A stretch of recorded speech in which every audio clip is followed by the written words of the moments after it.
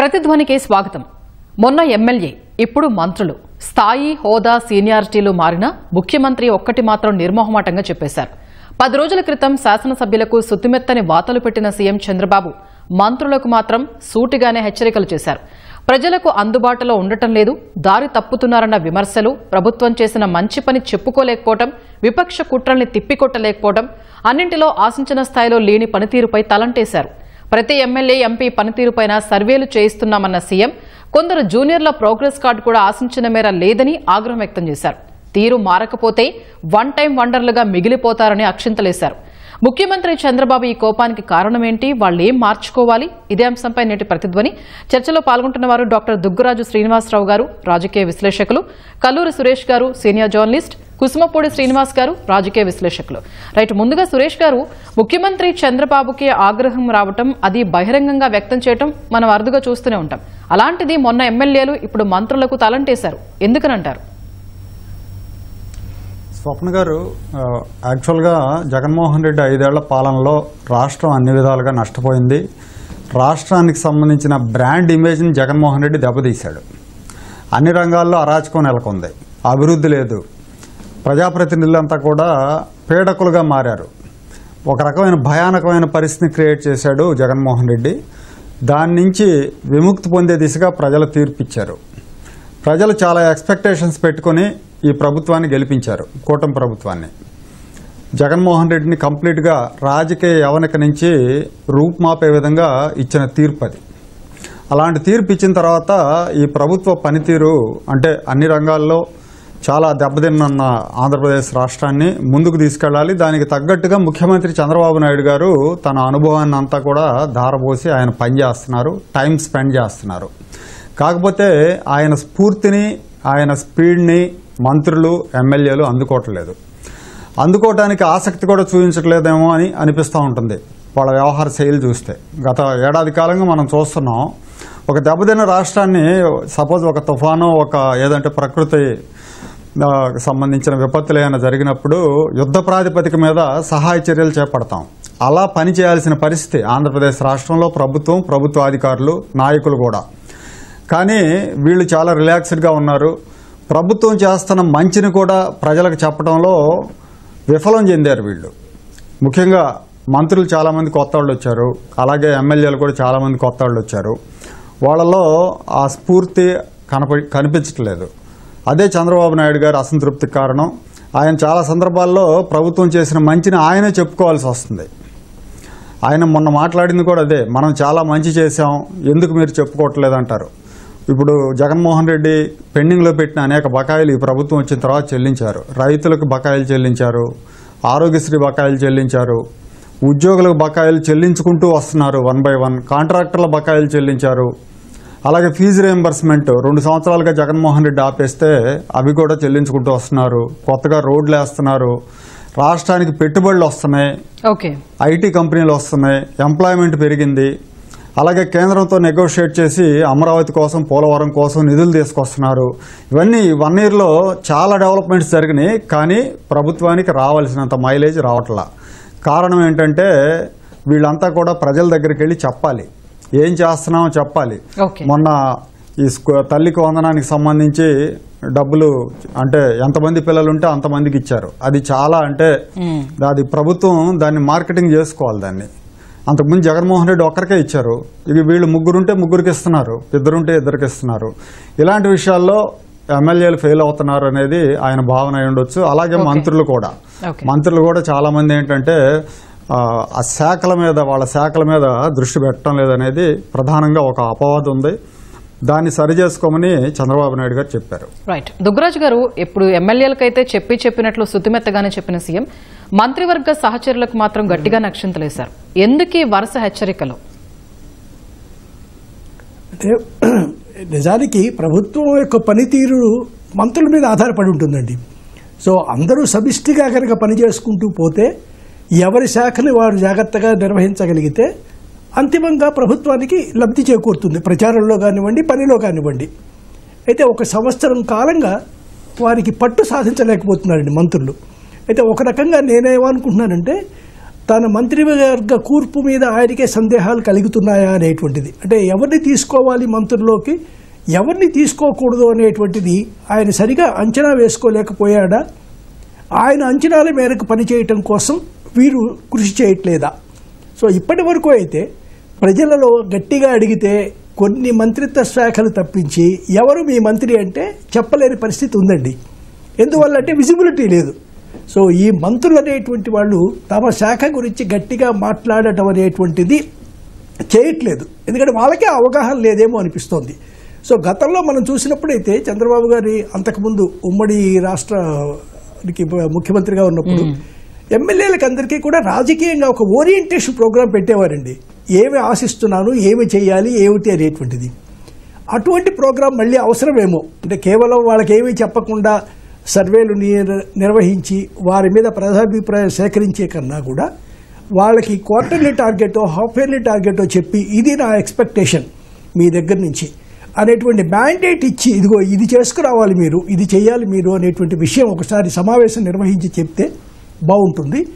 మంత్రులు కూడా అదే, మంత్రుల దగ్గర నుంచి శాఖాపరమైనటువంటి నేను ఆశిస్తున్నవి ఇవి, మీ దగ్గర నుంచి ఇదిగో ఇవి రాలేదు, ఈ ఇక్కడి నుంచి 6 నెలల్లో నేను సమీక్ష చేసేటప్పుడు మంత్రివర్గం పనితీరుని మిమ్మల్ని ఇదిగో ఈ అంశాల మీద నేను చూడబోతున్నాను, ఈ అంశాల నుంచి నేను ఆశిస్తున్నటువంటి ఫలితాలు ఇవి అనేటువంటి స్పష్టత కనుక వాళ్ళకి ఇచ్చి అది కనుక లక్ష్యం, ఇది నేను చేయకపోతే మీరు వెళ్ళిపోతారు అనేటువంటిది ఇప్పుడు దాదాపుగా అదే మాట మాట్లాడారు ఆయన.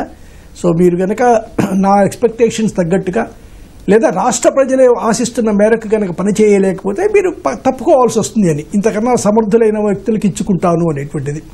సో కాబట్టి మంత్రుల దగ్గర నుంచి వారి వారి శాఖల గురించి ఒక 5-6 మంత్రులు మాత్రమే బయట మాట్లాడుతున్నటువంటి వారండి.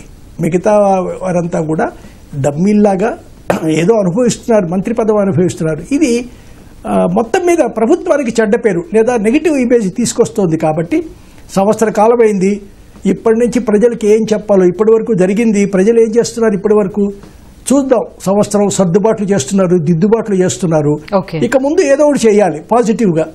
సో కాబట్టి ఇక్కడి నుంచి చూసేదంతా కూడా గత ప్రభుత్వం తప్పుల్ని కనుక చెప్పుకుంటూ పోతే ఇక ఆశించరండి. ఇప్పుడు ఆశించేది ఏమిటంటే మేము ఏం చేస్తాం, 27కి ఏం చేస్తాం, 26కి ఏం చేస్తాం. సో దానికి తగ్గట్టుగా వీళ్ళని రెడీ చేయడం అనేటువంటిది చంద్రబాబు చేసినటువంటి ప్రయత్నంలో భాగంగా తీసుకోవాలి. కానీ మంత్రులు కూడా తమను ఏదో ఎత్తి చూపారనో సరిగా పనిచేయట్లేదని ముద్ర వేశారనో భావించకుండా వచ్చే సమీక్షకు కనుక సిద్ధమై ఉంటే సమిష్టిగా ప్రభుత్వాన్ని లేదా మంత్రివర్గాన్ని మంచి పేరు వైపు తీసుకెళ్లగలుగుతారండి.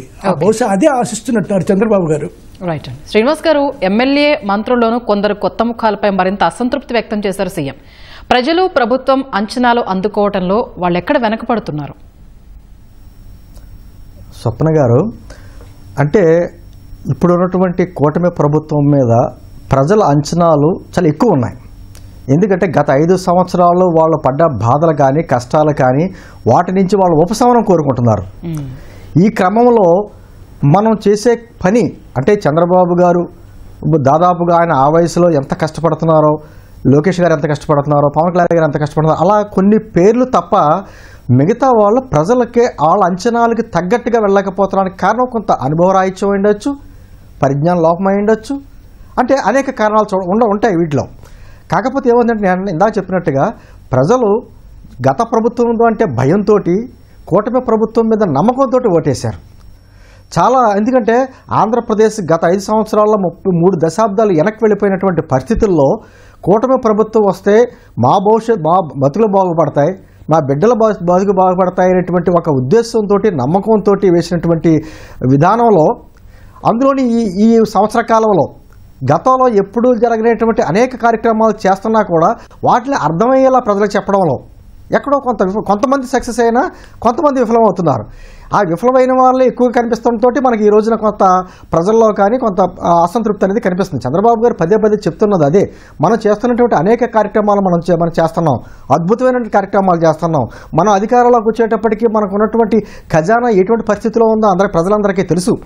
కాకపోతే ప్రజలు మన మీద పెట్టుకున్న నమ్మకానికి మనం చేస్తున్న పనికి మీరు ఇచ్చేటువంటి స్పందన కానీ మీరు పెట్టేటువంటి విధానాలు కానీ కొంచెం ప్రజలకు అందుబాటులోకి సరిపోవట్లేదు, మీరు ఇంకా ఎక్కువ కష్టపడాలి, ప్రజలకు వాళ్ళ అంచనాలు చాలా మన మీద ఎక్కువ అంచనాలు పెట్టుకున్నారు. అంచనాలు తగ్గట్టుగా మేము ఒకరిద్దరు పనిచేస్తే కాదు, మొత్తం మంత్రివర్గం కావచ్చు, ప్రజాప్రతినిధులు అందరూ కూడా కావచ్చు, వాళ్ళకి దగ్గరికి వెళ్ళి మనం ఏం చేస్తున్నాం కార్యక్రమాలని చెప్పవలసిన బాధ్యత మీ మీద ఉంది. ఎందుకంటే ప్రతిపక్షం అంటే ప్రతిపక్ష పార్టీ లేకపోయినా విపక్షం అనుకుందాం, వాళ్ళు ఏమీ చేయలేకపోయినా, గత 5 సంవత్సరాలు ఏమీ చేయలేకపోయినా మేము మంచి చేసేసాం, మళ్ళీ మేమే వస్తామని చెప్పేసి వాళ్ళు చెప్పగలుగుతున్నారు. మనం మంచి పని చేస్తున్నా కూడా ఎందుకు మనం వెళ్ళలేకపోతున్నాం? అంటే ఇది ఏమవుతుందంటే ప్రజల్లో మంచి కంటే చెడు స్పీడ్గా వెళ్తుంది. చంద్రబాబు గారు ఆయనకు ఉన్నటువంటి అనుభవంతో చెప్తున్నది అదే. పదే మనం ఎప్పుడు ప్రజలు ఊహించినంతగా ఎక్కువగా మనం పనిచేస్తున్నాం, కానీ ఈ ప్రజలకు చేయడంలో మన ఎక్కడో లోపం ఉంది. అది ఎక్కడో ఒకళ్ళిద్దరు మాట్లాడితే సరిపోదు, అందరూ ఎక్కడికెక్కడ జిల్లాలో కానీ ఎక్కడెక్కడ రెస్పాండ్ అవ్వాలి. జరుగుతున్న ఈ మధ్యకాలంలో జరిగినటువంటి 2-3 ఘటనలు కూడా ఆయన ప్రస్తావించారు. ఆ ఘటనలో ఎందుకు మీరు మాట్లాడలేకపోతున్నారు అంటే ఒక మంచి కార్యక్రమం చేసినప్పుడు ఎందుకు చెప్పుకోకపోవడం కూడా తప్పే అండి. 2014-19 మధ్యన జరిగింది అదే. ఒక రాష్ట్రాన్ని తిరిగి గాడిలో పెట్టేటువంటి ప్రయత్నం అప్పట్లో చేసినా అప్పట్లో ప్రజలకి సరైనటువంటి విధానంగా చెప్పలేకపోయారు. దాంతో 2019లో సరైనటువంటి ఫలితాలు రాలేకపోయినాయి. ఇప్పుడు కూడా ఏదో 164 మంది మనం ఎమ్మెల్యేలు ఉన్నాం, అద్భుతమైనటువంటి మెజారిటీ ప్రజలు ఇచ్చేశారు కదా, ఇలాగే ఉంటుంది అనుకుంటే కుదరదు. ప్రజలు మన మీద ఎంతో నమ్మకం పెట్టుకున్నారు, మనం కష్టపడుతున్నాం, చేసిన కష్టాన్ని తీసుకొస్తున్నటువంటి ఫలాలని వాళ్ళకి ప్రజలు చేరవేయడంలో ఎక్కడైనా లోపం జరిగితే మాత్రం అది ప్రభుత్వం మీద పడుతుంది. అది ఒకళ్ళిద్దరు తప్పులు చేసినా కూడా కూటమి ప్రభుత్వం అంటారు తప్ప పలానా వ్యక్తులు, పలానా మంత్రులు, పలానా ఎమ్మెల్యేలు అనరు కదండి. ఆయన చెప్పేది అదే పదే 1-4-5 కష్టపడితే కాదు. ఎందుకంటే ఈ రాష్ట్రం మనకు అధికారులు మనకి చేతికి అప్పగించినప్పుడు, ప్రజలు అప్పగించినప్పుడు మన పరిస్థితి ఏంటంటే మనం ఒకసారి ఆలోచించుకోండి. ప్రజలు ఎంత నమ్మకంతో మనకి ఇచ్చారో, 164 మంది ఎమ్మెల్యేలు ఇచ్చారు, దానికి తగ్గట్టుగానే మనం పని చేయాలి. చేసిన పని చెప్పుకోవాలి. చెప్పుకోకపోతే మాత్రం ఖచ్చితంగా వెనకపడతాం. దానివల్ల మరీ ఇబ్బందులు అవుతాయి. అవతల వ్యక్తులు చెప్తున్నటువంటి ప్రచారం అనేక రకాలుగా వాళ్ళకున్న మీడియా కావచ్చు, వాళ్ళకున్న వ్యక్తుల ద్వారా కావచ్చు, వాళ్ళు చేస్తున్నటువంటి విష ప్రచారం ఏదైతే ఉందో అది ప్రజల్లోకి బలంగా వెళ్తే మనం చేసిన మంచి కనుమరుగవుతుంది. అది ప్రభుత్వానికి మంచిది కాదు, ప్రజలకు మంచిది కాదు. అదే ఆ విషయం పదే చంద్రబాబు గారు చెప్తున్నారు. రైట్. సురేష్ గారు, కూటమి ప్రభుత్వం ఏర్పడిన ఏడాది కాలాన్ని గమనిస్తే కొందరు ప్రజాప్రతినిధులపై చంద్రబాబు ఆగ్రహం వెలుబుచ్చడం అనేది ఇది తొలిసారి కాదు. అనవసర విషయాల్లో వేలు పెట్టొద్దన్న ఎందుకు మారటం లేదు? చంద్రబాబు గారు అధికారంలో ఉన్నప్పుడు ఎప్పుడు కూడా మనం చూస్తే గతంలో కూడా 14-19 మధ్యలో లేదా అంతకుముందు కూడా ఆయన పనితీరు మీద ఎవరికి అసంతృప్తి ఉండదు. ఆయన బాగానే రాష్ట్ర అభివృద్ధి కోసం బాగానే పనిచేసేవారు. కాకపోతే ఎమ్మెల్యేల మీద వచ్చిన వ్యతిరేకత ఆయన ప్రభుత్వాలు ఓడిపోయిన సందర్భాలు ఉన్నాయి. 14-19 మధ్యలో కూడా రాష్ట్రంలో అభివృద్ధి పరంగా విడిపోయిన రాష్ట్రంలో చాలా బాగా కంపేర్ చేసుకున్నప్పుడు పక్క రాష్ట్రంతో అభివృద్ధి కార్యక్రమాలు బాగా జరిగినాయి. కొంతకాలం పాటు ఎన్డీఏలో ఉన్నారు కాబట్టి నిధుల విషయంలో కూడా పెద్ద ఇబ్బంది ఏం లేదు. కానీ ఎమ్మెల్యేల మీద వ్యతిరేకత కొంపముంచింది. అలాంటి పరిస్థితి మళ్ళీ రాకూడదనే చంద్రబాబు నాయుడు గారు వీళ్ళని అలర్ట్ చేస్తూ ఉన్నారు. పదే ఆగ్రహం ఎందుకు వ్యక్తం చేస్తున్నా ఎందుకు వినటం లేదని అడిగారు మీరు. యాక్చువల్గా ఈసారి గెలిచిన వాళ్ళల్లో ఎక్కువ మంది కొత్తగా గెలిచిన ఎమ్మెల్యేలు ఉన్నారు. వీళ్ళకి చాలా మందికి తెలుగుదేశం పార్టీ సిలబస్ తెలియదు. వీళ్ళేంటంటే రాజకీయ అనుభవం లేదు, ఏదో ఆర్థికంగా బలమైన వాళ్ళని చూసి టికెట్లు ఇవ్వడం మూలంగా వచ్చిన దుస్థితి ఇది. ఎప్పుడు కూడా పార్టీతో కనెక్ట్ ఉన్న వాళ్ళని, లేకపోతే ప్రజాసేవ మీద ఆసక్తి ఉన్న వాళ్ళని ఎంపిక చేసుకుని వాళ్ళకి టిక్కెట్లు ఇస్తే ఆ పార్టీకి, ఆ ప్రభుత్వానికి క్షేమంగా ఉంటుంది. కానీ ఎప్పుడైతే ఇదిగో 50 కోట్లు పెడతాడా, 40 కోట్లు పెడతాడా, 30 కోట్లు పెడతాడా అని చూసి, అంటే బరువు చూసి టికెట్లు ఇవ్వటం మొదలుపెట్టారో అప్పటి నుంచే ఎమ్మెల్యేల్లో అంకిత భావం తగ్గిపోయింది. డబ్బులు పెట్టి వచ్చినాడు మళ్ళీ డబ్బులు సంపాదించుకోవడానికే దృష్టి పెడతాడు. 5 ఏళ్లు అతని దృష్టి డెవలప్మెంట్ మీద కంటే దాని మీద ఉంటుంది. కాబట్టి కొత్తగా వచ్చిన వాళ్ళలో చాలామంది ఈ ప్రభుత్వం చేస్తున్న మంచిని ప్రజల వద్దకు తీసుకెళ్లడంలో, ప్రజాసేవ చేయడంలో, వీటన్నిటిలో కూడా వాళ్ళు పెద్దగా ఇంట్రెస్ట్ చూపించట్లా. వాళ్ళ దృష్టి అంతా వేరే విధంగా ఉంది. ఏ రకంగా డబ్బు సంపాదించాలనే దాని మీద దృష్టి పెట్టారు. ఆ విషయాన్ని చంద్రబాబు నాయుడు గారు ఆయన జనరల్గా ఏంటంటే ఇంటెలిజెన్స్ ద్వారా సమాచారం తెలుసుకుంటారు ప్రభుత్వాలు.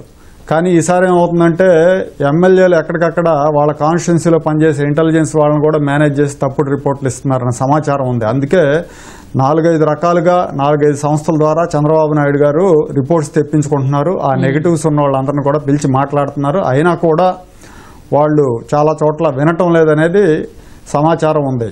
ఆ విననప్పుడు ఏం చేయాలంటే చంద్రబాబు నాయుడు గారు చెప్తున్నారు, మీరు వన్ టైం ఎమ్మెల్యేలుగా మిగిలిపోతారు, మీరు ఇప్పుడు కరెక్ట్ చేసుకోకపోతే 2029లో మీకు టికెట్లు ఇవ్వని అంటున్నారు. కానీ 2029 దాకా వీళ్ళని మోస్తే, వీళ్ళని భరిస్తే అది ప్రభుత్వానికి చేటు. ప్రభుత్వం దిగిపోవాల్సి వస్తుంది, ఎమ్మెల్యేతో పాటు ప్రభుత్వం కూడా పోతుంది. కాబట్టి ఇలాంటి వాళ్ళు ఎవరైతే ఉన్నారో వాళ్ళని ఐడెంటిఫై చేయటం, సీరియస్ వార్నింగ్ ఇవ్వటం, వార్నింగ్ ఇచ్చినా కూడా వినకపోతే ఎమ్మెల్యేని పక్కన పెట్టి అక్కడ ఒక 3-man కమిటీనో లేదంటే ఇంకో ఇన్ఛార్జినో పెట్టి ఎమ్మెల్యేని పూర్తిగా డీలింగ్ చేయాలి. లేకపోతే ఈ ఎమ్మెల్యేలు చేసే అరాచకాలకు ప్రభుత్వం చుట్టుకుంటుంది ఆ చెడ్డ పేరంతా. ప్రభుత్వం రేపు పొద్దున ఎన్నికల్లో ఈ జగన్మోహన్ రెడ్డిని ఎదుర్కోవడం మళ్ళీ కష్టం అవుతుంది. ఓకే, దుగ్గరాజు గారు, ప్రభుత్వంపై ప్రజాప్రతినిధులపై చేయిస్తున్న సర్వేల నివేదికలను కూడా ముఖ్యమంత్రి కోట్ చేసినట్లు వార్తలు వచ్చాయి. మీకు తెలిసినంత వరకు ఆ ఫలితాలు ఏం చెప్పాయి? సాధారణంగా మా ఒక టీచరు పాఠాలు చెప్పిన తర్వాత పరీక్ష పెట్టినప్పుడు ఆయన కొన్ని ఎక్స్పెక్టేషన్స్ ఉంటాయండి. ఇదిగో ఈ విద్యార్థికి బాగా మార్కులు వస్తాయి, వీడికి బాగానే ఉంటాయి, వీడికి బాగా వస్తుంది. కానీ హఠాత్తుగా ఆ పేపర్లు చూసినప్పుడు ఎవరి దగ్గర అయితే ఎక్స్పెక్ట్ చేశారో ఎక్కువ మార్కులు వస్తాయని వాడు తప్పాడనుకోండి, టీచర్కే సందేహం కలుగుతుంది. నేనేమన్నా తప్పు చేశానా, సరిగా పాఠం చెప్పలేకపోయానా, లేదా వాల్యూస్లో లోపం ఉందా, ఎక్కడ లోపం అనేటువంటిది ఏదో కన్ఫ్యూజన్ సృష్టిస్తుంది టీచర్కి. ఇప్పుడు చంద్రబాబు గారు ఉన్నటువంటి పరిస్థితి అదే. నేనేదో చాలా ఆశించి టికెట్లు ఇచ్చా అంటే డబ్బులు ఇవన్నీ సురేష్ గారు చెప్పినట్టు అవన్నీ పక్కన పెడితే చాలా ఆశించాడు ఆయన దగ్గర నుంచి, ప్రతి నియోజకవర్గంలో నుంచి కూడా ఇదిగో ఇది నాకు కావాలి. అసలు అలా కనుక ఆశించినటువంటి వాడికి 0 మార్కులు కనుక వస్తే చాలా ఇబ్బందిగా భావించాల్సి వస్తుంది. అంటే తన నాయకత్వం మీద తనకే అనుమానం కలిగే పరిస్థితి వస్తుంది.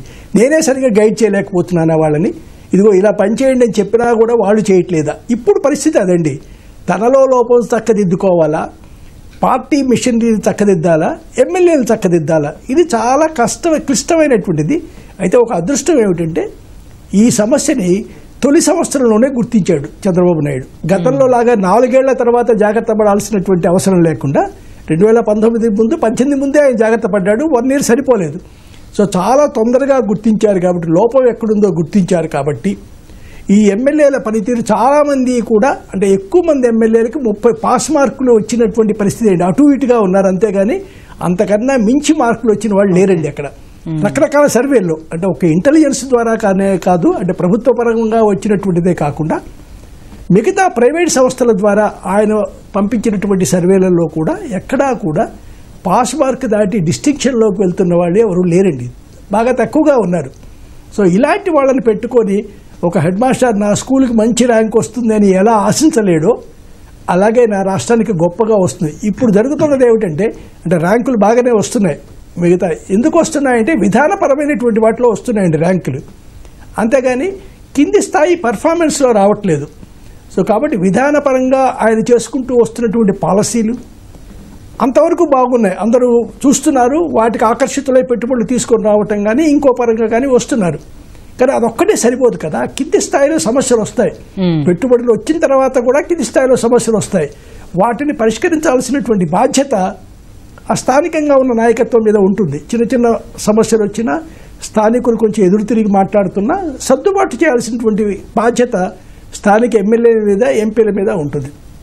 సో వాళ్ళు కేవలం ఈ 5 ఏళ్లకే చాలులే, ఆ తర్వాత ఈ ప్రజా జీవితం మనకొద్దు, ఈ సంపాదించుకున్న దాంతో వెళ్ళిపోతాము, హాయిగా గడిపేద్దాం అనుకుంటే మాత్రం ఈ కూటమి ప్రభుత్వం ఇబ్బందుల్లో ఉన్నట్టు లెక్కండి. అందువల్ల వాళ్ళకి ఇప్పటి నుంచే సరిదిద్ది చక్కదిద్ది, ఇది కాదురా మీ జీవితం, దీని ముందు జీవితం 10-15 ఏళ్ళకి చూసుకోండి, నేను అంత దీర్ఘకాలమైన ప్రణాళిక రాష్ట్రానికి వేస్తున్నాను, దాంట్లో మీరు భాగస్వాములు కండి, మీరు కూడా 20 ఏళ్ల వరకు ఎమ్మెల్యేగా ఉండవచ్చు, ప్రతినిధిగా పనిచేయవచ్చు, మంచి పేరు సంపాదించుకోవచ్చు. సో ఇది ఎమ్మెల్యేలకి కనీసం పాస్ మార్కు రాకపోతే ఎలా అనేటువంటి ఆవేదన ఆయన తిట్లలో కనిపిస్తుంది. టీచర్ కూడా తిట్టాలి, మొట్టికాయలు వేయాలి అనుకోడు, బాగుపడాలి, విద్యార్థి అనేవాడు బాగుపడాలి అనుకున్నట్టే ముఖ్యమంత్రి కూడా ఎమ్మెల్యేలు బాగుపడాలి, అంటే వ్యక్తిగతంగా కాదు పనితీరులో బాగుపడాలి. ఆ బాగుపడేందుకు ఏం చేస్తే వస్తుందో ఆ పని చేసే ప్రయత్నం చేస్తున్నారు.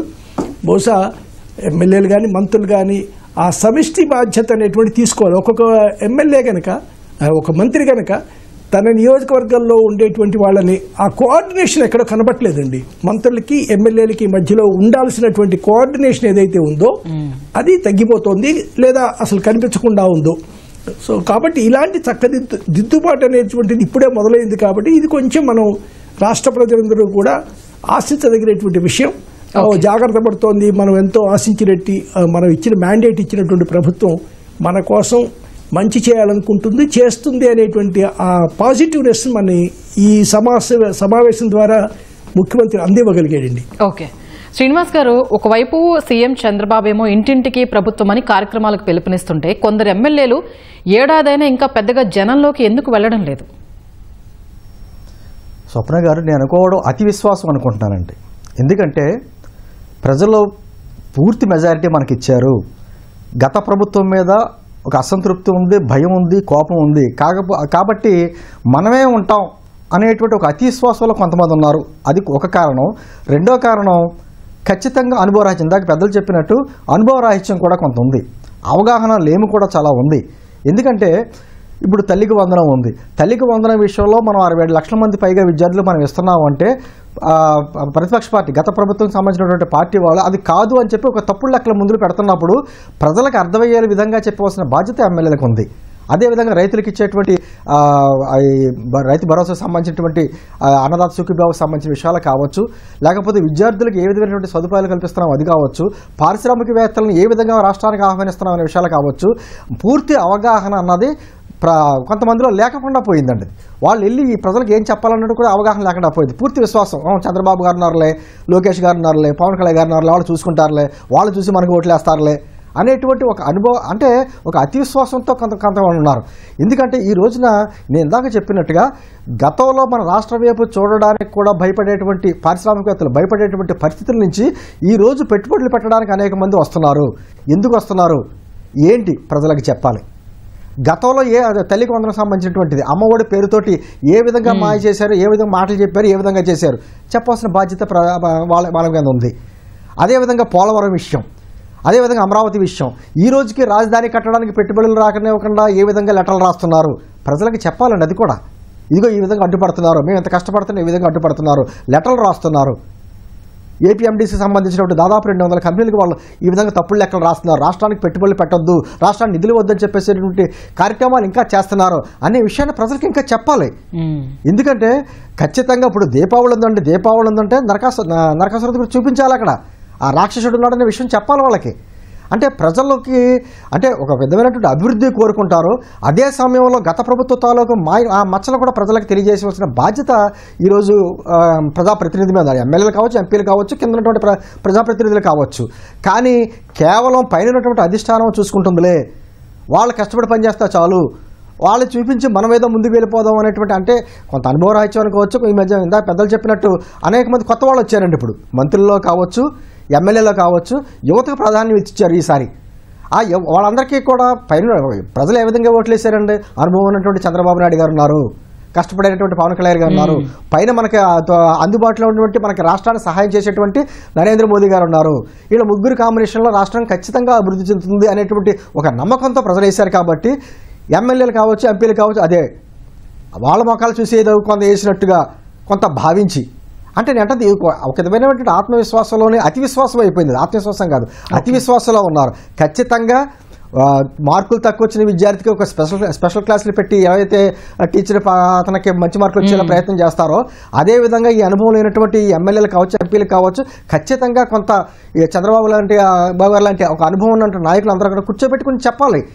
ఈ విధానం ఈ విధంగా వెళ్ళాలి, ఈ సబ్జెక్ట్ మీద ప్రజలు ఇది మాట్లాడాలి, ఇంతవరకు వెళ్ళాలి, ఈ మన పరిధి ఎంత, ఆ పరిధి దాటి మీరు మాట్లాడకూడదు, ఖచ్చితంగా మాట్లాడవలసి ఎంతవరకు మాట్లాడాలి, ఎక్కడ స్పందించాలి అక్కడ స్పందించాలి, ఎక్కడ మౌనంగా ఉండాలి అక్కడ మౌనంగా ఉండాలి అనేటువంటి ఒక రాజకీయ పాఠశాల అంటారు చూసారా, అటువంటి కూడా చెప్పవలసిన బాధ్యత ఈరోజు సీనియర్ నాయకులందరి మీద ఉంది. ఓకే సురేష్ గారు, కొందరు ఎమ్మెల్యేల తీరుపైన, పార్టీ నాయకత్వం పైన కొన్ని నియోజకవర్గాల్లో టీడీపీ క్యాడర్ అసంతృప్తిగా ఉన్నట్టు సోషల్ మీడియాలో పోస్టులు వస్తున్నాయి.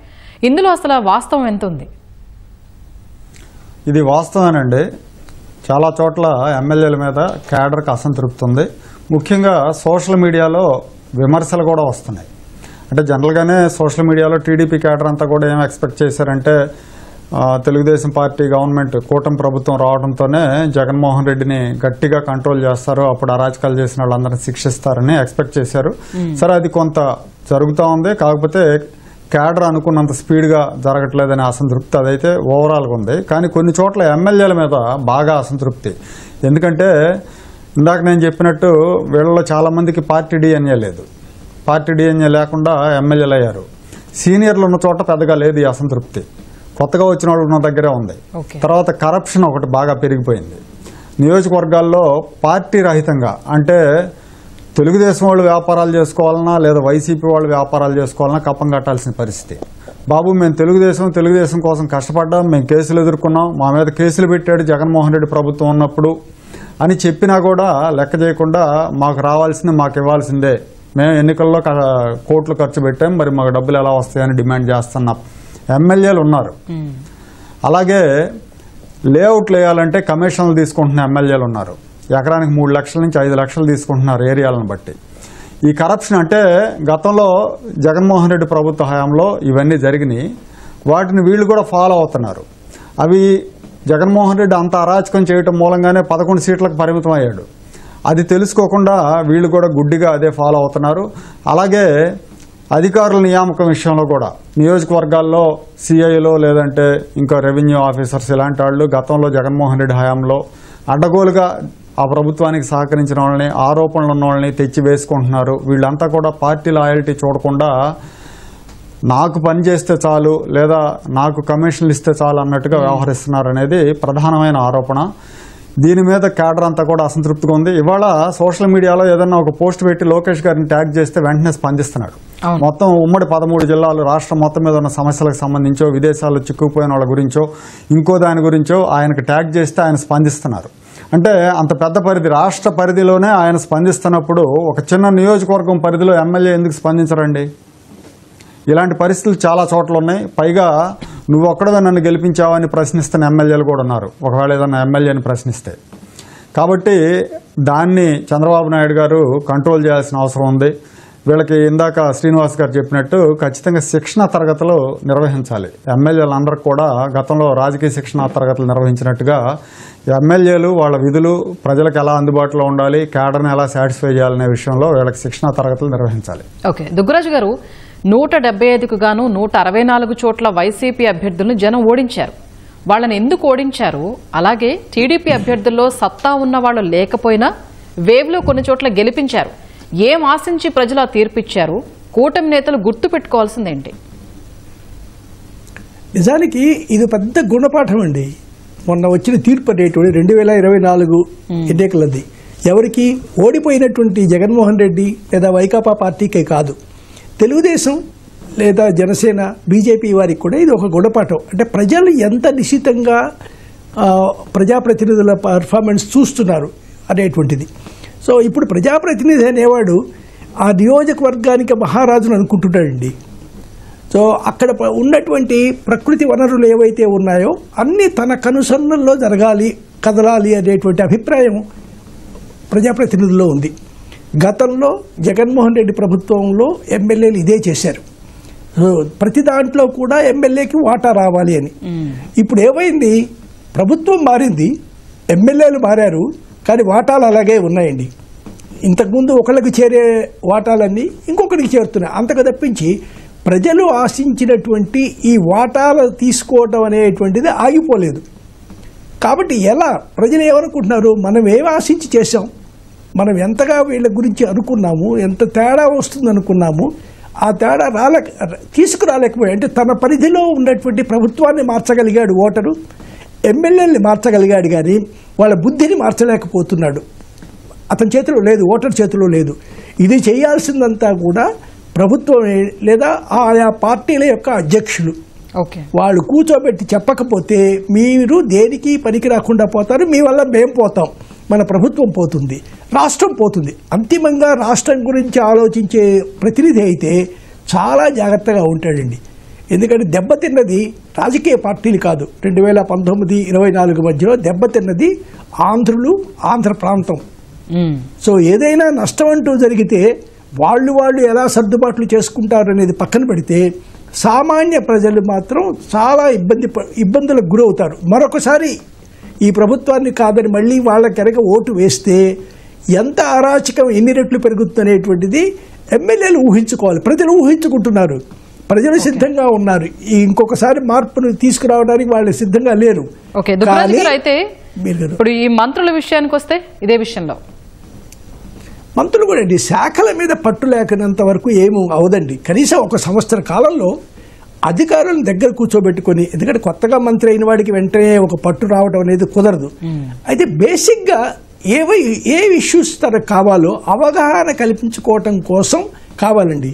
ఇప్పుడు వచ్చినటువంటి మంత్రులు ఏమిటంటే వాళ్ళకి ఆత్మవిశ్వాసం లేనందువల్ల అధికారులను చూసి కొంచెం భయపడుతున్నారండి. వాళ్ళు ఐఏఎస్ చేసి వచ్చారు అధికారులు, సో సెక్రటరీ స్థాయిలో ఉన్నారు, వాళ్ళకుండే అనుభవం వేరు. మంత్రులు ఏమడుగుతారో దాన్ని ఎలా తప్పించుకుంటేలా సమాధానం చెప్పాలో వాళ్ళకి తెలుసండి. ఎందుకంటే ఎంతోమంది మంత్రులను చూశారు, ఎన్నో రకాల సంవత్సరాల నుంచి వాళ్ళు చేస్తున్నారు. వీరు మొదటిసారిగా అక్కడికి వచ్చినప్పుడు ఆ సీట్లో కూర్చున్నప్పుడు చాలా పొలైట్గా మొదట అంత సమాచారం సేకరించుకోవటం అనేటువంటి చేయట్లేదండి వీరు. సో విధాన రూపకల్పనలో ఏం చెయ్యాలి, ఎలా చేయాలి అనేటువంటిది లేదు. అలాగని ఎవరో ఒకరి నమ్మకం తీసుకొని ప్రజా జీవితంలో ఉన్నవాళ్ళు కాకుండా బయట కూడా అనుభవజ్ఞులు చాలామంది ఉన్నారండి. వివిధ రంగాల్లో అనుభవజ్ఞులు చాలామంది ఉన్నారు. ఇప్పుడు వాళ్ళని ముఖ్యమంత్రి వాడుకుంటున్నాడు. ఇప్పుడు అక్కడ డ్యామ్లో ఏదో డోర్స్ పోయాయి అంటే అంతకుముందు నాయుడు గారిని పిలిచి చూపడం అన్నారు. సో అనుభవజ్ఞులు ఉన్నారు, అన్ని రంగాల్లో అనుభవజ్ఞులు ఉన్నారు. ఏమీ ఆశించకుండా పని చేయడానికి సిద్ధమైనటువంటి రిటైర్ అయిన ఆఫీసర్స్ ఉన్నారు. కానీ వాళ్ళని దగ్గరికి తీసుకొని వాళ్ళతో చర్చించేటువంటి తీరిక మంత్రులకు లేకుండా పోయిందండి. సో లేదా మంత్రులు అనేటువంటి వాళ్ళు కనీసం మాకు లేదు, ఏదో ఒక వెబ్సైట్ లాంటిదో ఏదో ఒక పద్ధతి చూపించి ఇదిగో దీనికి పంపండి మీ సలహాలని, నా విభాగానికి సంబంధించిన ఎక్కడైనా సరే కొత్త విషయం మీ దగ్గర ఉంటే నాకు అందజేయండి అని అడిగిన మంత్రులు కూడా లేరండి. సో ఈ కొత్తదనం కోరుకోవటం అనేటువంటిది మంత్రుల దగ్గర మొదలవుతే అందించడానికి సిద్ధమైనటువంటి అనుభవజ్ఞులు చాలా మంది ఉన్నారండి. రంగాల్లో వివిధ రంగాల్లో ఉన్నారు, విద్యా రంగంలో ఉన్నారు, వైద్య రంగంలో ఉన్నారు, అన్ని రంగాలలో కూడా అనుభవజ్ఞులు ఉన్నారు. రాష్ట్రం యొక్క ప్రగతిని ఆశించేటువంటి మనుషులు ఉన్నారండి. సో ఈ రెండింటినీ తీసుకోవటం అనేటువంటిది ఎలా అందించాలి, మాకు ఎలా అందించాలి అనేటువంటిది, లేదా వారే జిల్లాల పర్యటనలో వచ్చినప్పుడు ప్రత్యేకంగా మేధావి వర్గంతో ఒక సమావేశం పెట్టుకోవచ్చు. ఆ మంత్రివర్గానికి సంబంధించినటువంటి విషయం ఆ ఇనిషియేటివ్ తగ్గిపోతుంది, ఆ చొరవ కనిపించట్లేదండి. మంత్రుల్లో అది కావాలి. రైట్ శ్రీనివాస్ గారు, ఇప్పుడు ఇంతకు ముందు మీరు చెప్పినట్టుగా మాట్లాడినట్టుగా చంద్రబాబు, పవన్ కళ్యాణ్, లోకేష్ వీళ్ళు బాగా కష్టపడి పనిచేసినంత మాత్రాన సరిపోదు. ఎమ్మెల్యేలు, ఎంపీలు కూడా ఆ డైరెక్షన్లో పనిచేయాలి. ఈ విషయంలో ఇంకా కూటమి ప్రజాప్రతినిధులు మెరుగుపరుచుకోవాల్సిన అంశాలేంటి? ఒకటండి, చంద్రబాబు గారు పదే ఒక విషయం చెప్తారండి, ఏ విధంగా పాలించాలి అనేటువంటి విషయంలో అలాంటి సీనియర్ నాయకులు చూసి మీరు ఫాలో అవ్వచ్చు. కానీ ఏ విధంగా ఉండకూడదు అనేటువంటి విషయంలో గత ప్రభుత్వాన్ని ఒకసారి చూడండి. గత ప్రభుత్వంలో ఎటువంటి కార్యక్రమాలు జరిగినాయో అవి అటువంటి కార్యక్రమాలు చేయకపోవడమే మీరు చేయాల్సిన పని అనే విషయం పదే చెప్తూ ఉంటారు. అదే సందర్భంలో నిజంగా ఈ కొత్తగా గెలిచినటువంటి ఎమ్మెల్యేలు కావచ్చు, ఎంపీలు కావచ్చు, వాళ్ళకు కూడాను అంటే ఒకసారి ఎమ్మెల్యే అవుదాం, లేకపోతే ఒకసారి ఎంపీ అవుదాం, ఇంతటితో సరిపెట్టుకుందాం అనుకున్న వాడితోటే ప్రమాదం. అలా కాకుండా ప్రజలు ఇచ్చినటువంటి ఈ తీర్పుని మళ్ళీ వచ్చే ఎన్నికల్లో కూడా అదేటువంటి మ్యాండేట్ నాకు ఇవ్వాలి, అద్భుతమైన ప్రజాసేవ చేసేటువంటి అదృష్టం నాకు కలగాలి, నేను ఇంకా మంచి పొజిషన్స్ ఇంకా వెళ్ళాలి అనేటువంటి ఉద్దేశంతో ముందు పనిచేస్తూ ఉంటే ఎప్పటికెప్పుడు సమస్యల పట్ల అవగాహన పెంచుకుంటూ ఉంటారు. ఉదాహరణ చంద్రబాబు గారు, ఆయన ప్రభుత్వం ఏర్పడిన వెంటనే ఒక వైట్ పేపర్స్ రిలీజ్ చేశారండి అసెంబ్లీలో. పోలవరం గురించి కావచ్చు, అమరావతి గురించి కావచ్చు, రాష్ట్ర ఆర్థిక పరిస్థితి గురించి కావచ్చు, ఈ మధ్యకాలంలో పోలవరం బనకచెర్ల ఇంటర్లింక్ ప్రాజెక్టు గురించి కావచ్చు, అంటే అనేక విషయాల మీద ఆయన ఒక బెత్తం పుచ్చుకుని క్లాస్ చెప్పినట్టుగా చెప్పారు అందరికీ. నిజంగా ఆ వయసులో ఆయన అంత కష్టపడి అంత అవగాహన పెంచుకుని తనకు ఉన్నటువంటి అవగాహనని మళ్ళీ అందరికీ అర్థమయ్యేలా చెప్పడానికి అంత ప్రయత్నం ఆయన చేస్తుంటే, అదేవిధంగా లోకేష్ గారు అతనికి వయసుకు మించి పరిణితి సాధిస్తున్నాడు ఆయన. అని ఇంకా ఏం చేయాలి, ఎక్కడ రెస్పాండ్ అవ్వాలి, ఏ సమస్యల మీద నేను ఇంకా ఏం చేయాలి అడిగి తెలుసుకుంటున్నాడు ఆయన. అదేవిధంగా పవన్ కళ్యాణ్ గారు ఎక్కడెక్కడ మారుమూల గ్రామాల్లో, ఎక్కడ గిరిజన గ్రామాల్లో, రోడ్లు లేని గ్రామాల్లో కూడా డోలీ రహిత రాష్ట్రంగా చేయాలని ఏం చేయాలి, ఎక్కడి నుంచి తీసుకురావాలి నిధులు, ఏ విధంగా పాటుపడాలి, ఏ విధంగా ప్రజలకు అందుబాటులో ఉండాలంటే ఆయన కష్టపడుతున్నారు. నేను అంటుంది మీరు ఇందాక చెప్పినట్టుగా కేవలం వీళ్ళ ముగ్గురు 24 గంటల 24/7 పనిచేస్తే సరిపోదు. అవును, మళ్ళీ ఎన్నికల్లో ఆ ముగ్గురికి లక్ష మెజారిటీతో వాళ్ళు ముగ్గురు గెలిస్తే సరిపోదు కదండి. ఎమ్మెల్యేలు అందరూ గెలిస్తేనే కదా ప్రభుత్వం ఏర్పడేది. ఈ అవగాహన వాళ్ళలో ఉండాలి. భవిష్యత్తు ఏంటి, ఎందుకంటే ప్రజలు బాగుంటేనే రాష్ట్రం బాగుంటుంది, రాష్ట్రం బాగుంటుందనే మనం రాజకీయాలు ఎన్నైనా చేసుకోవచ్చు, ఏ విధంగానే ఎదగవచ్చు. అనేక సందర్భాల్లో నేను రామ్మోహన్ రెడ్డి గారిని ఉదాహరణగా కూడా చూపిస్తాను. ఆ వయసులో ఆయన ఎంత కష్టపడతాడు, ఈరోజు కేంద్ర మంత్రిగా అక్కడ ఉన్నాడంటే ఆయన వెనకాల ఎంత కృషి ఉంది. అంటే నిజంగా అంటే నేను ఉదాహరణగా మాత్రమే చెప్తున్నా. ఈరోజు కొత్తగా వచ్చినటువంటి ఎమ్మెల్యేలు ఇంకా ఆ డీప్ స్టేజ్ నుంచి ఇంకా బయటికి రాలా. అంటే అధికారం వచ్చింది చాలు, ఇదే శాశ్వతం, ఇలాగే ఉంటాం అనేటువంటి భావనలు, అటువంటి భావన నుంచి బయటకు వచ్చి ఖచ్చితంగా నేర్పేటువంటి వ్యక్తుల పైన ఉన్నారు. వాళ్ళ అనుభవంతో మనం నేర్చుకుందాం, దీన్ని అనుభవాన్ని తీసుకొని ముందుకు వెళ్ళి భవిష్యత్తులో మంచి రాజకీయ నాయకుల కింద ఎదుగుదాం, ప్రజాసేవ చేద్దాం అనేటువంటి ఉద్దేశం ఉంటే ఖచ్చితంగా అవగాహన ఉంటుంది. ఈ రోజున పక్క రాష్ట్రం నుంచి, మిగతా చోట్ల నుంచి బనకచర్ల గురించి మాట్లాడుతున్నారు. కేవలం నిర్మల రామానాయుడు గారు ఒక్కలే మాట్లాడితే సరిపోతుంది ఆ సబ్జెక్టు. రాష్ట్రంలో ఉన్నటువంటి నీటి వనరులు ఎన్ని ఉన్నాయి, ప్రాజెక్టులు ఏంటి, మనం ఏ విధంగా చంద్రబాబు గారు ఆ ప్రాజెక్టు వల్ల రాయలసీమకి ఎటువంటి ఉపయోగం ఉంటుంది, అది జరగకపోతే ఏ విధమైన నష్టం జరుగుతుంది. అమరావతి విషయంలో ఈ మధ్యన కొత్తగా భూసేకరణ చేస్తుంటే కొన్ని బయట నుంచి అసంతృప్తులు వస్తున్నాయి. వాటిని ఏ విధంగా, ఎందుకు భూసేకరణ చేయవలసి వచ్చింది, మన ప్రజలకు ఏ విధంగా చెప్పాలి. ప్రజలు కేవలం అమరావతి ప్రాంతం గురించి కదండి, రాష్ట్రంలోని ప్రజలందరికీ చెప్పాల్సిన బాధ్యత అందరి మీద ఉంది. అంటే ఈ విధంగా ప్రజలకు దగ్గర అవుతే మాత్రం ఖచ్చితంగా భవిష్యత్తు, రాష్ట్రానికి భవిష్యత్తు ఉంటుంది ముందు. ఓకే అండి. సురేష్ గారు 1995 నాటి సీఎంను చూస్తారని చంద్రబాబు లోగడి చెప్పారు. ఇప్పుడు ఆ దిశగానే సాగుతున్నట్టు అనిపిస్తోందా? 1995-99 మధ్యలో చంద్రబాబు నాయుడు గారు ఒక ముద్ర వేశారు పరిపాలన మీద. ఇది చంద్రబాబు మార్క్ అనే ముద్ర, పరిపాలన పరంగా, అభివృద్ధి పరంగా. ఆ రోజుల్లో ఆకస్మిక తనిఖీలు, జన్మభూమి, అలాగే డెవలప్మెంట్ యాంగిల్లో రోడ్స్, ఐటీ సెక్టర్, వీటన్నిటిని డెవలప్ చేశారు. బాగా డాషింగ్ సీఎంగా పేరు తెచ్చుకున్నారు. ఆ తర్వాత కాలంలో ఎందుకో కానీ ఆయన బాగా డిఫెన్సివ్ మోడ్లోకి వెళ్ళిపోయారు. ప్రతి చిన్న విషయానికి చాలా ఎక్కువగా ఆలోచించడం, చర్యలు తీసుకోకుండా వదిలేయటం, క్రమశిక్షణ రాహిత్యానికి పాల్పడిన వాళ్ళని కూడా చూసి చూడనట్టు వదిలేయటం జరిగింది. దాని మూలంగా చాలా నష్టం జరిగింది, రాష్ట్రానికి నష్టం జరిగింది, తెలుగుదేశం పార్టీకి నష్టం జరిగింది. చంద్రబాబు నాయుడు గారు ఇప్పుడు 95 నాటి సీఎంను చూస్తారని చెప్తున్నారు, కానీ నాకైతే ఈ 1 ఇయర్లో నాకైతే అలా అనిపించట్లేదండి. ఎందుకంటే ఇవాళ ఎమ్మెల్యేలతో మాట్లాడారు, లేదంటే మంత్రులతో మాట్లాడారు, సీరియస్గా వార్నింగ్లు ఇచ్చారు. 2029లో మళ్ళీ టికెట్లు ఉండవని చెప్తున్నారు, కానీ యాక్షన్ ఏమి ఉండదు అనుకుంటున్నా. ఆయన జస్ట్ ఊరికే క్లాసులు పీకుతూ ఉంటారు, ఆగ్రహం వ్యక్తం చేస్తుంటారు, అసహనం వ్యక్తం చేస్తుంటారు. కానీ ఆ 95-99 మధ్యలో ఉన్నంత డాషింగ్ అయితే నిర్ణయాలు తీసుకోవట్లేదు. అంటే ఇప్పుడు ఈ నిర్ణయం అంత సీరియస్నెస్ ఉండదు అని అంటున్నారా? యాక్షన్ తీసుకుంటే నమ్ముతా. ఆయన యాక్షన్ తీసుకుంటే 95 నాటి సీఎం అని నమ్ముతాం. కనీసం ఇప్పుడు ఇవాళ దాదాపు ఒక 60-70 మంది ఎమ్మెల్యేల మీద ఎలిగేషన్స్ ఉన్నాయండి. తీవ్రమైన ఆరోపణలు ఉన్నవాళ్ళు ఉన్నారు, అరాచకం చేస్తున్న వాళ్ళు ఉన్నారు, అవినీతికి పాల్పడుతున్న వాళ్ళు ఉన్నారు. కనీసం ఒక 10 మంది ఎమ్మెల్యేలు 10 నియోజకవర్గాల్లో వాళ్ళని పక్కన పెట్టేసి, లేదా వాళ్ళని సరైన ట్రాక్లో పెట్టేసి నిర్ణయాలు తీసుకుంటే ఖచ్చితంగా నమ్మొచ్చు. ఇవాళ అందరి భయం ఒకటే, ఎమ్మెల్యేలకు ఉందో లేదో తెలియదు ఆ భయం. చంద్రబాబు నాయుడు గారికి ఉంది, ప్రజలకు ఉంది, జగన్మోహన్ రెడ్డి మళ్ళీ వస్తాడేమో అని. జగన్మోహన్ రెడ్డి మళ్ళీ రాకుండా ఉండాలంటే ఈ ప్రభుత్వం సరైన దిశలో వెళ్ళాలి, సరిగ్గా పనిచేయాలి. ఎమ్మెల్యేల దగ్గర నుంచి, మంత్రుల దగ్గర నుంచి, ముఖ్యమంత్రి చంద్రబాబు నాయుడు గారి వరకు. ఇక్కడ ఈ ప్రభుత్వం ఇవాళ ఇంత ఘన విజయం సాధించిందంటే అది ఎమ్మెల్యేల వల్ల కాదు, లేదంటే చంద్రబాబు నాయుడు గారి వల్ల కాదు. జగన్మోహన్ రెడ్డి చేసిన అరాచకం మూలంగా, జగన్మోహన్ రెడ్డి ఈ రాష్ట్రానికి చేసిన ఆయన వల్ల వచ్చిన అరిష్టం మూలంగా 164 సీట్లు వచ్చినాయి కూటమికి. లేదంటే మామూలుగా 110 దగ్గర 120 దగ్గర ఉండేవాళ్ళు. జనం జగన్మోహన్ రెడ్డిని తుడిచిపెట్టాలనుకున్నారు. సో కాబట్టి క్రెడిట్స్ జగన్మోహన్ రెడ్డికి ఇవ్వాలి. వాళ్ళు ఏ లక్ష్యంతో తుడిచిపెట్ట ఈ తీర్పు ఇచ్చారో ఆ లక్ష్యాన్ని ఈ ప్రభుత్వం పరిపూర్ణంగా అమలు చేయాలి. అలా అమలు చేయకపోతే ప్రజలకు అసంతృప్తి వస్తుంది. దాన్ని చంద్రబాబు నాయుడు గారు గుర్తుపెట్టుకోవాలి, మంత్రులు గుర్తుపెట్టుకోవాలి, ఎమ్మెల్యేలు గుర్తుపెట్టుకోవాలి. లేదంటే ఎమ్మెల్యేలు వన్ టైం ఎమ్మెల్యేలు అవుతారు. 29లో మళ్ళీ ప్రభుత్వం మారుతుంది. ప్రభుత్వం మారిందంటే మనం రాతి యుగంలోకి వెళ్ళిపోయినట్టే మళ్ళీ. ఎందుకంటే ప్రభుత్వం మారితే వచ్చేది జగన్మోహన్ రెడ్డి. మళ్ళీ 5 ఏళ్ల తర్వాత 5 ఏళ్లు నాశనం చేస్తాడు. మళ్ళీ ఆది మానవుల దగ్గర నుంచి మొదలుపెట్టి డెవలప్ అయినట్టుగా తర్వాత మళ్ళీ డెవలప్ చేసుకొని రావాల్సి వస్తుంది. రైట్ అండి. దుగ్గరాజు కాబట్టి గారు దాని ఓకే, కంక్లూడ్ చేయండి. సురేష్ గారు కంక్లూడ్ చేయండి. కాబట్టి దాన్ని గుర్తించి అప్రమత్తంగా ఉండాలి. ప్రజలు అప్రమత్తంగానే ఉన్నారు. సోషల్ మీడియాలో ఆగ్రహం వ్యక్తం చేస్తున్నారంటే ఆ భయంతోనే.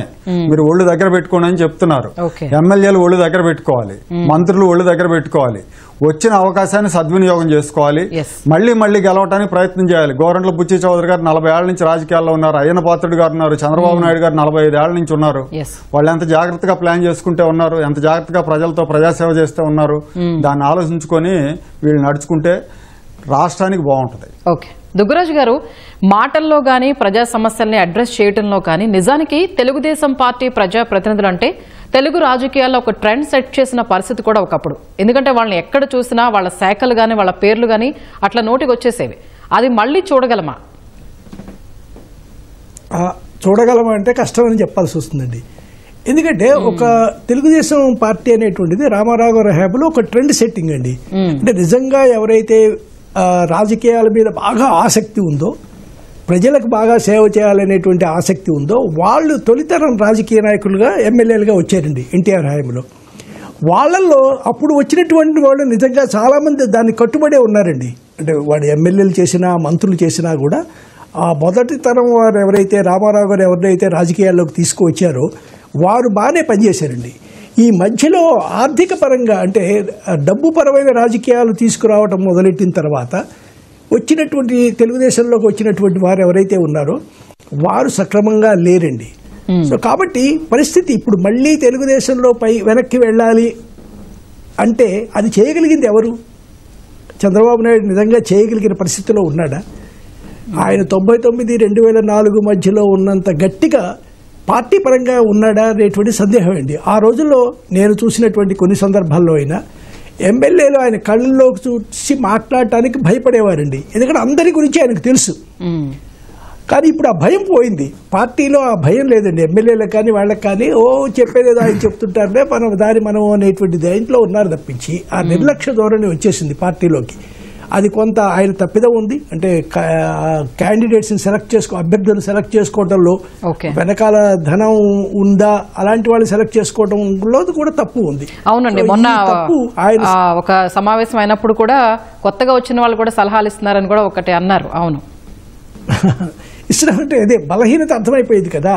ఆయన ఏం చేయడు, ఇంతకు ముందులాగా గట్టిగా ఉండడు అన్నప్పుడు ఆయన కొత్తవాడు ఎవరైనా సలహాలు ఇస్తారు. అంటే బలహీనంగా ఉన్నప్పుడు తాడే పావు అవుతుందంటారా, అలా అవుతోంది కూడా కొంతమంది విషయంలో కూడా.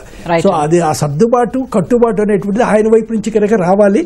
ఆయన తీసుకురాగలిగితే నిజంగా మళ్ళీ తీసుకురాగలడు. అంటే ఆ ప్రయత్నం పార్టీ మీద. ఓకే, శ్రీనివాస్ గారు, కూటమి మధ్య చిచ్చు పెట్టడానికి విపక్ష వైసీ ఇప్పటికే ఎన్నో ప్రయత్నాలు చేస్తోంది. వాటిని అధిగమించాలంటే ఇకపై అయినా 3 పార్టీల నేతలు శ్రేణులు ఏం చేయాలి?